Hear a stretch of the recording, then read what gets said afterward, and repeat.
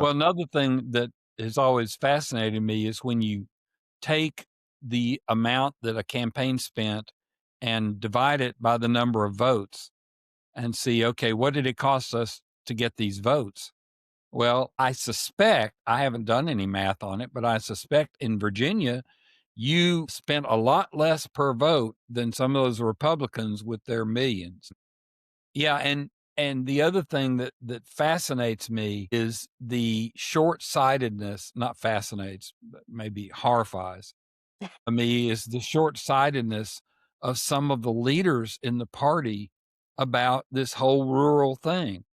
Now, in Kentucky, there's a person who does a podcast, or two people who do a podcast called My Old Kentucky Podcast.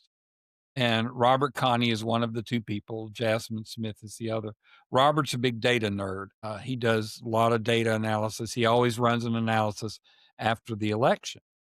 And he pointed out, and I think he was correct, that if he was in charge of the Democratic Party, Louisville and Lexington are going to be blue. You're not worried about that.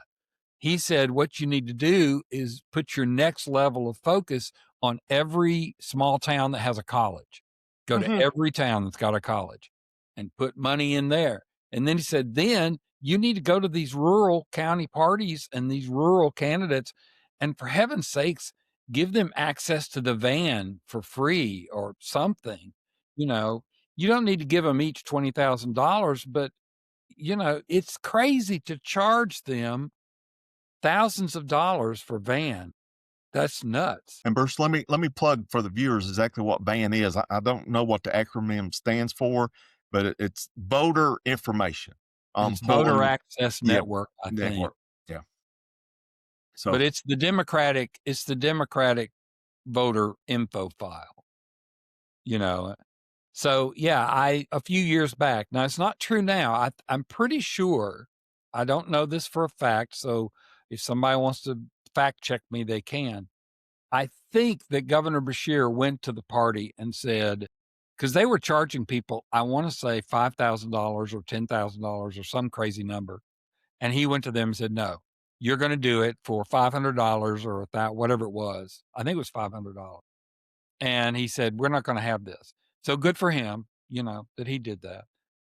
But we still, so in Kentucky, the western part of the state, west of I-65, out that way is west. That's considered Western Kentucky, west of 65.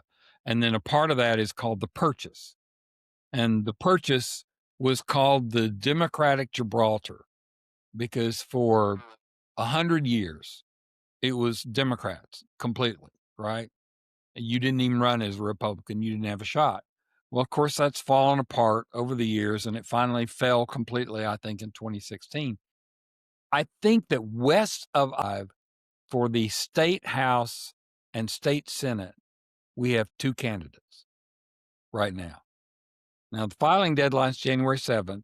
So, maybe a few more will pick up, but we should have like 30.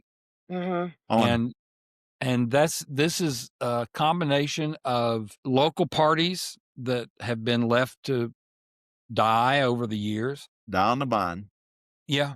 And not really pushing out there. Now, what's interesting is you were talking about young people. And Heather, it gives me great joy to see your face here on this video cast and realize that we've got some young people stepping up. That's what's happening, John, in Kentucky. We've got a lot of local parties where the old farts like you and me had been doing it for years and gave up, basically. And we've got young people. We just elected the youngest state chair, I want to say is 19. Wow. State chair, local party Local chair, part. Yeah. county party chair. And we ran a story about it on our website. So we've got a lot of young people jumping in, and young adults, I guess is what I should say. The Jefferson County Party for years